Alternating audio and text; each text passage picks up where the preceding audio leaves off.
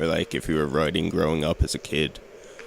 Not so much. No, not really. I was more into like art and drawing at first. And I really just kind of got into writing sort of like the end of high school and afterwards because I had a friend who was really into writing, and so I was just kind of doing it with her. And any theater or like stuff like that? Yeah. Again, I guess probably more because that's what my friend was into. So I would sort of, she was writing plays and stuff and was pretty successful. So I was kind of doing stuff like that. So I was also just kind of like working on her shows as like stage manager, producer, that kind of stuff. And then I kind of wrote my own. And so that's how I started getting into writing fiction. And at the same time, though, I was always just the huge hip hop nerd, like far in excess of anyone so I wasn't necessarily writing about it, but I was like just keeping track. Like, I would have like in high school, like my notebook, I would just write down all the release dates of every rap album was coming out that I was looking forward to, and be all the underground rappers. And so it just writing about hip hop just kind of was almost natural to just do it. But it was always like almost didn't even strike me as writing because it was more like just detailing facts as opposed to like writing a story. Even though it is writing, but at the time it didn't strike me that much that way. And were you into like other music too, or like hip hop was like your thing? Really, pretty much my whole life it's always been hip hop. When I was a really little kid, you just hear whatever your parents play, that kind of thing. And like I remember when I got to like, I guess it was kindergarten or first grade, like really young school, like every kid in my school was into Bon Jovi. And I had no idea who it was, but because every single kid was like, "Oh, Bon Jovi album," so I bought the album and I didn't like it. So that's when I sort of knew I'm like, all right, I'm maybe a little bit on my own wavelength, because I grew up in like really suburban New Jersey where hip hop was not like the big scene. Mm-hmm. Like a little bit later on, it became it because once you got into like Tone Loc doing Wild Thing and like it was just so mainstream, everybody knew it, but I was definitely a little early on that. And when did you get into more like writing like movies and like directing and that kind of stuff? Well, it kind of extended from the play stuff, but I was just never that much of a fan of theater. I was just kind of into it because other people I knew were, and I was a huge movie buff, so I was always just like, well, okay, I'm writing a play now, but how could this be a movie, or how could, and that kind of stuff. So, and then someone I knew who I was working with was directing his own movie, and it was sort of a project that had kind of fallen apart, but he'd filmed half of it, and so I kind of came on to like help him as like a, my role kind of changed throughout the production. So eventually I got credit as like a producer, but in the beginning I was like less. But then from that, like I was like, all right, well after that I'm gonna do my own movie, and so that was when I did my first film, which was like a little tiny short film. It wasn't like a major production. It was like 3 actresses and me, and handheld camera and that kind of stuff. But so that's how I started. And you seem to have like a pretty like DIY mentality. Yeah, well, it's tough with film because it's really collaborative. But at the same time, when you're super indie, like, everybody's enthusiastic to make a movie if you just ask them about it. But then when you actually have to, like, wake up early or, miss a movie or something, like, then nobody wants to do it. So yeah, it's I've sort of started lots of movies with lots of people that didn't make it to the end of the movies. So now I'm always like looking like, well, how can I just do this on my own? Or at least recruiting as few people as possible and counting on as few people as possible. What's the how do you feel about when you just write something or just direct something compared to like when you have more do both of those things, or like have more roles in the film or whatever you're doing? Well, usually because, obviously I haven't done like a studio film or anything, so it's all independent. So I've almost, unless I'm really just helping out somebody else with their project, which is totally different, like, oh, I'm going to, be a stage manager of your play. But whenever I'm doing my own thing, like I've sort of always had all the control. Like even when I'm, had like a producer on a movie, it's more like I'm almost telling the producer what we're gonna do anyway. you know. And you've written about film as well. You have a website, Yeah, that's DVD Exotica. I yeah, believe that's sort that's of my newest project. It's a thing I'd been like kicking around and had thought of doing for ages and ages and ages, and I just never did it. Like I knew I had that name back, for years. And I kept saying, one of these days I'm going to do it. And so I finally just said, all right, I got a long weekend. I had a weekend with like nothing to do. So I'm like, I'm going to set everything up. I'm just going to sit there and like, except for sleeping, do nothing but that. Do you? And now it's a sorry. regular plug. Not that, is it? Do you find you go through periods where you have trouble writing, or? A little bit. It's usually not really totally, but it'll be like I'll sort of say, I'm looking at my blog and I haven't updated that in a couple of days, so I should do a post, but I don't feel like writing anything for that, and I'd much rather write something else, which I don't need to do, So I don't really come up with a point where I'm like, I have like a total stuck writer's block, but I definitely have stuff where it's like I'd much rather do something else than what I probably should do if I was looking at it objectively. And And you also have a video series along with your hip hop blog. yeah. And yeah, if you just want to talk about that a bit. Well, I started it. I mean, I had been blogging first. And, I had been doing hip hop websites first, and then I kind of made a blog when that was sort of the thing to do, or maybe a little bit later even. But when I started, and then I just, it was sort of like, well, I want to be able to let people hear certain sound clips of these rare records because they weren't online anywhere else. So I'm like, well, should I record an MP3? So it's just sort of like, okay, I'm already interested in making movies. I already had cameras and stuff, even though. That was like back in 2008 or something. So online video was pretty raw, and YouTube was really lo-fi and all that kind of stuff. So it looks pretty lo-fi, and the sound wasn't that great. Like there's buzz and stuff in there. But so I was like, all right, I got all this stuff. I'm just going to do a video, and it's sort of like combining movie making, which it is, because one thing I do in a lot of my videos is I use it as an easy way to experiment with stuff, So if I get a new lens, I'm like, I'm going to shoot it with this lens. Or if I get new software, I'll be like, I'm going to shoot it slightly out of focus and see if I can fix it in this program, which sometimes works and sometimes leaves a bad video. But it's a good way to be productive in more ways than one. And because I was gonna say you have a pretty large and rare music collection. Was collecting records or tapes or whatever something you were always into?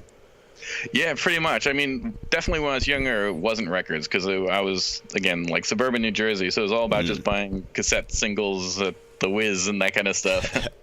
But yeah, I was always that. I would have necessarily thought of it like that, but like when other kids were like, "Oh, I'm gonna save up for a bicycle," I was like, I could buy like 200 cassette singles for your one bicycle. So like in some ways I had massive collections. Like when I collected something, like people say, "Oh my God, you had more G.I. Joe figures than anybody. We're jealous of you." But the other ways, like I never had like a bicycle or something. I never had like a big boombox, which all my friends had. So I was just always collecting things. And then later on in life, like so many people, like my friends and just about everybody, like they kind of threw out their cassettes, when CDs became in vogue, and then when CDs came, and I just always kept it. So now I have a pretty massive collection, and I got pretty big into collecting vinyls just because that was kind of the thing to do in the 90s in hip hop, and because 12 inches had more tracks than the cassette singles, so I'd be like, oh, I own the single, but not with the B-side. I got to get that. And how do you go about like when you have such a large collection? How do you go about like trying to keep it at a normal type size, I guess? It's probably not at it's not at a normal size. It's pretty. It's like half of the basement is all records. Just about now. Yeah, like I bought a couple months ago. I bought big metal shelves that because I had lined the walls with records and like I need more space. So I got these big metal stand-up shelves that can go in the middle of the room. So you have to kind of walk around like a snake now. But now I got space for them. And do you sorry, I'm kind of all over the place on this one. That's all cool. Do you remember like your first writing for someone else? Like 'cause you wrote for like a lot of websites and stuff. Yeah, let me. Well, I think honestly, I started right in the deep end because I had been doing my own website, just since like the internet began, basically, and it was just a little kind of dinky thing. But pretty early on in the '90s, because of my website and stuff, I got contacted by the Source magazine to go down there. So that was really the first guys that I wrote for. That wasn't just my own project. Yeah. Like I said, I jumped right in. I didn't like work up with independent people or anything. And how was that experience? It was wild. It was pretty cool. It wasn't like, there's definitely downsides, but it was definitely an awesome experience. I'm glad I did it and I would do it again. Like when I went there, they had a whole bunch of people. They had brought in a whole bunch of people, like all young people and all unpaid, and not just writers. Like because they were working on website stuff, so it was like graphic designers, artists, like everybody, and they just packed people in a room. And like after a couple days, 80% of them had disappeared. Like they're like, we're not getting paid, and there was like they didn't know what they wanted us to do. So people would just be like, all right, I drew a picture of a rapper. Oh, we don't think we're going to use that. Well, that's what I spent the day doing. I mean, so it's just like a mess. But a couple of us hung in there, and after like a month, it was really just two of us. It was me and Trunks, who's a graphic designer, who's a really talented guy, and I haven't really kept in touch with him that much, but I'd say we're still friends. He's a really nice guy. We had a lot of fun back then. And we wound up staying there long enough that we actually did get on the payroll, and we did do, so like the Source.com in the 90s was basically just me and Trunks. Like he did all the art and I did all the words. Oh, wow. Yeah, so that was a pretty great time.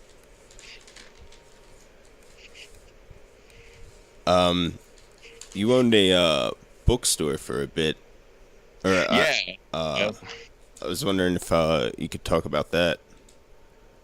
Yeah, that was after the Source stuff and all. For a while, I'm trying to think of kind of what years it was. It was after the Source and after I'd kind of left and did movies, and I moved to Arizona for a little while, and I came back, and this bookstore was in my hometown, and so I just got a job there. It was owned by somebody else, and it was just like a real kind of small bookstore, so not much happens. You basically could sit there and write and read, and every once in a while a customer would come in. And then he started getting into selling books on Amazon, because that became the thing, to list books online. And so he started having all these employees, because he had a chain of stores. He had like 10 stores of all the same chain across New Jersey.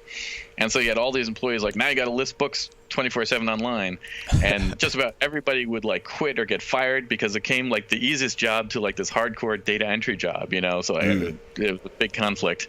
But I stuck it out, and but still he wasn't really making that much money, and so another guy who worked there with me, we just talk about it every day. It's like he's losing all this money making really kind of dumb decisions. Like he would sell a book for a penny, and the cost to ship it, he actually lost money on the sale, and and there's just so many things like this, and we're looking at it, it's like, okay, he's like barely skating by at the store. Like we're not like business experts, but we could do better than this. Like we could at least get rid of all the huge embarrassing mistakes. He would, or even like in store, he would hold sales, but he wouldn't tell people ahead of time, so nobody came because there was a sale, because it wasn't like, oh, next week come for the sale. Instead, it's like someone would buy a book and would be like, hey, guess what, it's half price, and they'd be like, great. So it was like all the losing money with none of the benefit. So we're like, we could fix all these things, and so when he's getting close to closing the store, like we bought it, which became kind of a weird, difficult deal, but we we got through it eventually. And we owned it for about 7 years, I guess we ran, and we did a whole bunch of stuff. Again, my partner there was really into theater, so he would do like lots of like little plays and stuff in the store and make it like kind of a little cultural event in town, which definitely brought a lot of people in and kept us afloat. And we tried things like putting a record store in the basement. It was just it was just us, so we were always sort of experimenting, and so it was good. But we also, even at our best at times, we like we could have made a lot more money if we just went to work at McDonald's or something, So Yeah, but we were never in the red, so that's from what I was reading, like it was a really good scene for like people being able to like perform there and stuff like that. yeah. I mean, that really took off, and I have to admit that part was really not me. I mean, I would be involved a little bit, or I hosted one or two events, but really 99.9% was my partner Alex, who, again, was really into theater already and hosting his own stuff there, and just really into contacting other artists and working with other artists and booking people. And like, I really pretty much left that all to him because that was really his thing.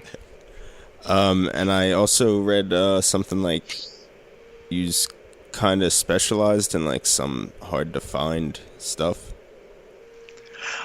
Kind of. When we bought the bookstore that we had, at first, obviously, we didn't change too much except for the big glaring mistake. So, because we didn't want to lose, because we did have people who would like certain old ladies would come in and buy romance novels every week. So we're like, we're not going to get rid of romance novels. Like they're half the what's keeping the store alive. So we definitely kept the business as it was, but it was a used bookstore. So already we often sometimes we get rare stuff just by virtue of we got what people sold us. So it wouldn't be like the same stock as like a Barnes and Nobles.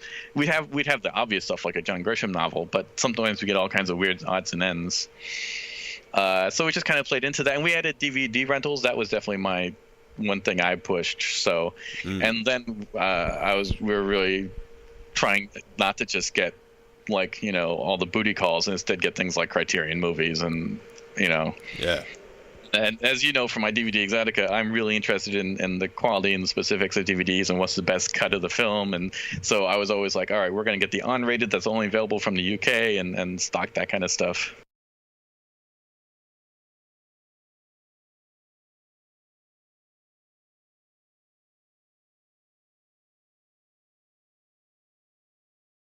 Tomorrow, Wendy Productions. Yep, yeah, that's me. And that was, again, when I said I had a friend in high school who was into writing and got me into writing, that was her and I, and for the longest time was really her projects and me just working on them. And then I did a few little things, like I did a really little tiny play in Arizona, which, went for a one-night thing, so really small projects. But then just, with life, like she got less into writing, like she had to get other jobs and go to school and this kind of stuff. So she kind of got out of it. And I'm like, well, I'm just going to keep doing it. So when I would do a short film, it would still be Tomorrow Wendy. And so it still is, just anything I do. It's Tomorrow Wendy. But we kind of came up with that together. I'm sorry. What I was going to say was the books. Do you like read a lot? Are you like into books like the same way? I don't actually, which is a lot of people would give me funny looks at the bookstore when they would kind of find that out. Because people like come up like, what do you recommend? And I have like about 5 books I would recommend that I like, and after that it's like, I haven't really read anything else. So, like for me, like the bookstore part of the store, it was like almost like working at a widget shop. It's just like we get these, we sell these, like whatever. So like when we did get DVDs, like I was way more into that, and then I would get really like pretentious about what's on my DVD selection shelf and stuff. But the books, it would just, I would know enough from working there and just like, I mean, because it was my store, so I did take an interest. So like if I knew everybody loved a certain mystery author, even though I'd never read it, if somebody came in asking about mystery authors, I could at least be like, well, you know what, the last 20 ladies who came in buying mystery books were all excited about this author, so check that person out, and so like I would know about it, but I hadn't read it. Because I was also going to ask, would you ever see yourself writing a book? Maybe. I mean, it's definitely not a big draw for me. It's not like I grew up saying, "Oh, one day I'm going to be a novelist or something." Mm. But on the other hand, when I look at films and stuff, and again, because it's so collaborative and it's tough when you're not paying people salaries and you can say, "I'll sue you if you walk away from this," So like, it's like, you know what? I could just sit and write a novel beginning to end, and maybe if I actually sold it, an editor would want to make some tweaks, but basically I could just control the whole project. Because the other thing with films too is you're counting on things to go right, and you get to the location and it doesn't look the way you wanted it to, and so many things can go wrong when you're making a movie, which isn't even really a risk with writing. You can just write whatever you want to write. So in that aspect, it's appealing. Oh, actually, I had a nonfiction book might be more likely, because I have been tossing around an idea of doing a nonfiction book on hip hop records. Oh, really? Yeah, because amongst other things I collect, one thing I don't cover on my site that much, and I guess mostly because in the back of my mind I'm saving it for a potential book, is rap novelty records. Oh, okay. I have a big collection. I've talked to a few people, like Noah from WFMU and Coffee Breaks for Heroes and Villains. He's also really into that. Like, he would play a novelty record at the end of every show and stuff. And like Drew Huge from Fat Lace magazine. So I'm just really into that. I think I have the most complete collection of anybody ever in the history of the universe. So,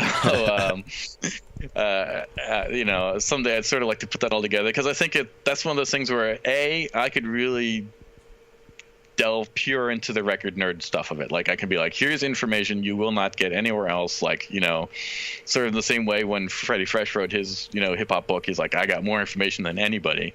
But at the same time, because it's novelty rap and it's silly stuff and it's like celebrities rapping and all these kinds of weird things, like, if you're not into hip hop nerd stuff, it's you could write it in a way that is still interesting. So on the one say, a DJ might be interested because I'm going to talk about the rarest records ever. But at the same time, like, my mom might be interested because I'm going to talk about, a famous movie star doing a bad rap record, So that's an idea I've always sort of had. How did you just like come upon all this information? Like, really just all my life being hardcore into it. Like, So, like if I was in a math class, I'd really be having like, a Rap Pages magazine in my notebook, reading that and writing down release dates, So, because I mean, you said there's been like blogs since like the 90s or whatever, but I meant like just trying like finding that information. Like a lot of stuff I've like seen on your site or like read on your site, I'm like, I would have had no idea. Yeah, I mean, that's what I try to do, because this, again, as a writer of like nonfiction prose, I don't necessarily think I'm like an amazing wordsmith. I mean, I think what I try to do is bring information that's literally not on the web and not out there, and so. Like, again, I would just be collecting records and stuff, and then like they would announce a record and it would never come out. And like Craig G was supposed to have an album called The Return of the Seventh Letter on Scotty Brothers Records, and I only know that because it was like mentioned in an interview in an old magazine from the 90s. But in the 90s I wrote it down because I was a big Juice Crew fan. I'm like, I gotta get this Craig G album, and it never came. And then like 20 years later, I'm writing my blog, or even when I got to the source, like no one knew what the hell I was talking about. I'm like, whatever happened to that third Craig G album, And they'd be like, what album? It doesn't, what are you talking about? And so then I'm like, well, here, I can start a blog and tell people this because it's not anywhere, So that's kind of that's my focus, I guess. Did you like save a lot of those like those magazines, and do you have like a lot of notebooks, I imagine? Yeah, kind of. One thing I didn't do is keep great care of them. I wasn't one of those kind of people to keep them in plastic baggies and stuff.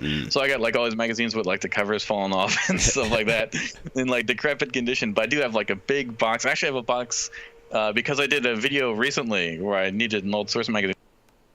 So now I have a box sitting right here next to me of old source magazines and Blaze and Rap Pages. And I got another box full of Rap Sheet, which is like a rap magazine, but it's all newspaper, if you remember that from way back. Yeah, because when I was like looking for a lot of the stuff you'd written for, because there was like a ton of stuff. A lot of the websites just like aren't really functional anymore. I was like a little disappointed because you would think it's the internet, like, oh, it'll be there forever, you know. Yeah. Yeah, no, I find that's not true at all. I know people say that as like like don't post nude pictures because if it's the internet, it'll be there forever, you know. But it's like even stuff I wrote for the source isn't there anymore. Like I tried to get it because I did some interviews which I didn't save like onto my own computer. Yeah. Like I read people like the Alcoholics and Percy P. And I'm like, let me get these. I'll just put them on my blog or something, and they're not there. Like I'm using like the archive machine, the Wayback Machine, and it doesn't have it, and nobody has it. And like, oh, it all just disappeared. Oh man. And when I was blogging, RIP blogs were the thing where everybody would do like rapid share posts of MP3 albums, and all those are gone and dead now, and it's like a wasteland of dead links.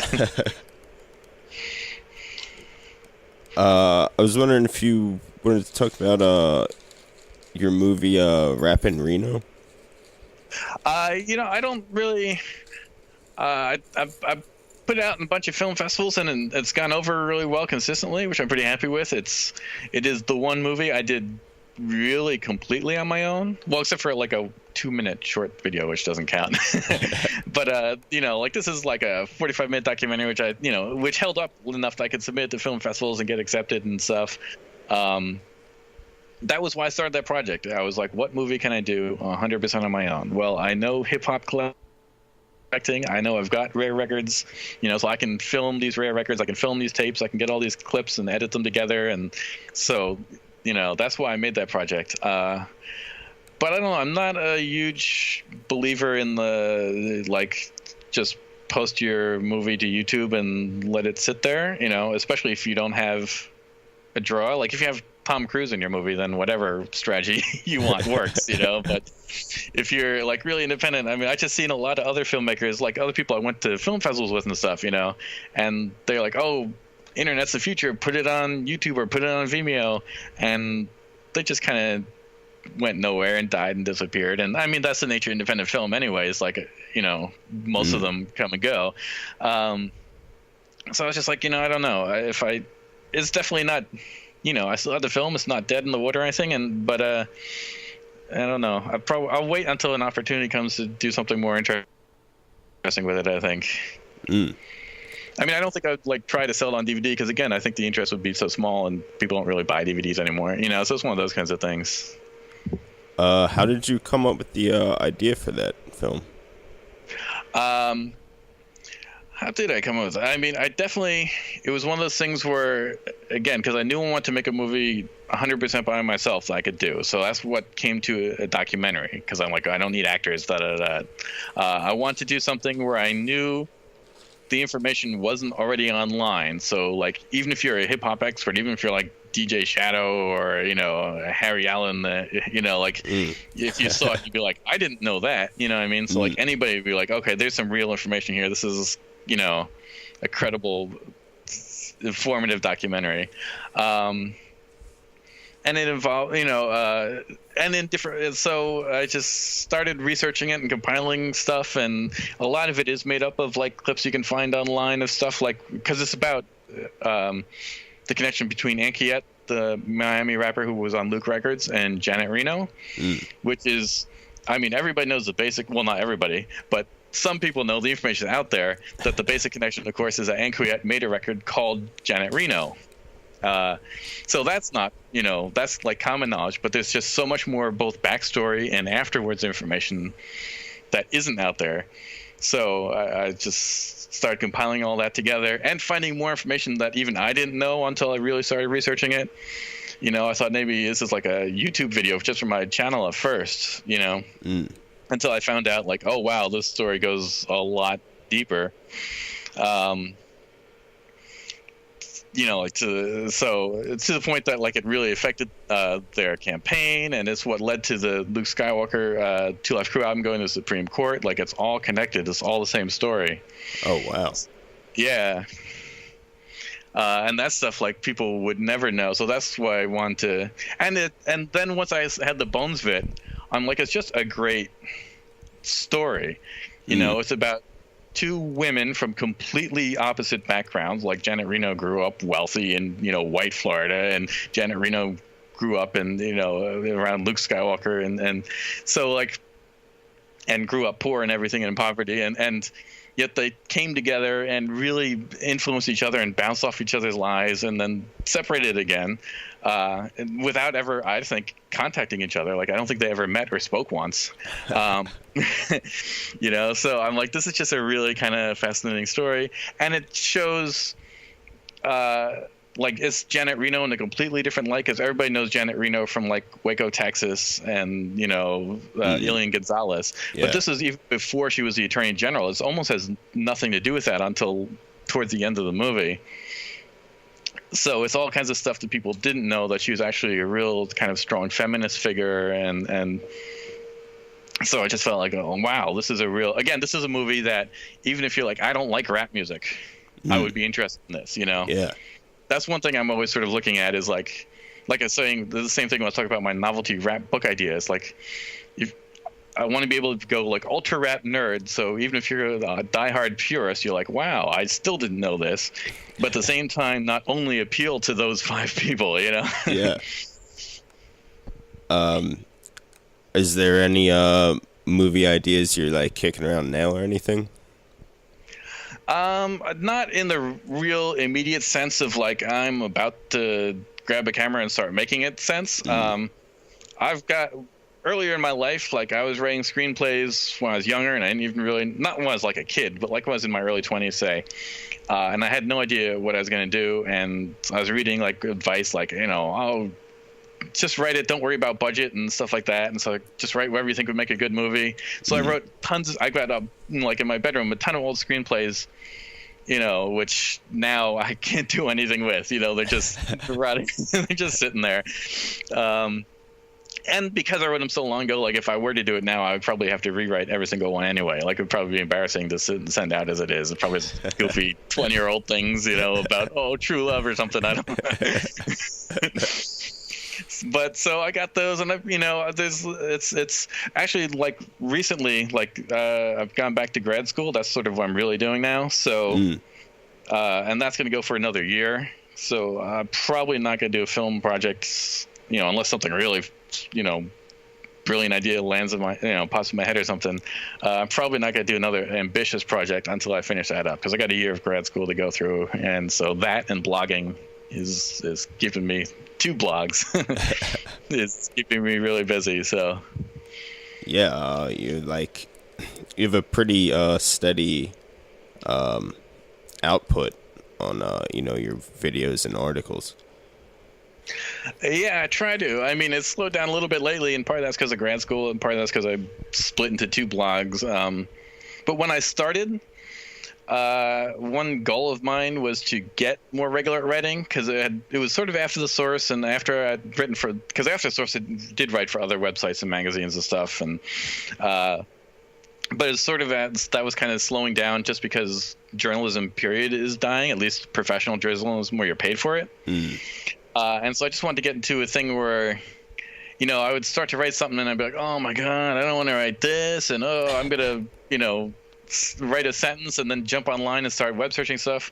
So it's one of the goals of blogging was just to be like, okay, just write every other day or every day and, just get something out, and you have to do it. So, and I think that was a big success. I think it's helped me. Like, I can sit down and write stuff now a lot easier without hemming and hawing. And yeah, I've definitely so I've recently found your blog and whatnot, and it's definitely helped me with research for this. Nice. Yeah, would you like to actually plug your stuff? Yeah, sure. Websites I guess the 2 that would most draw people and stuff, I would say, is if you're interested in film, but even more specifically like home video and DVD collecting and Blu-rays and Laserdiscs and stuff like that, it's dvdexotica.com, and both words are spelled like they'd normally be spelled, with no dashes or anything.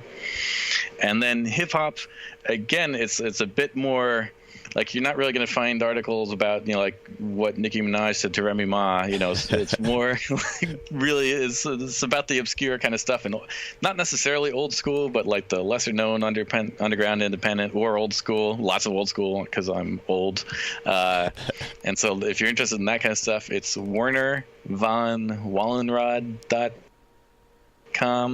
or .blogspot.com if you go right to the blog.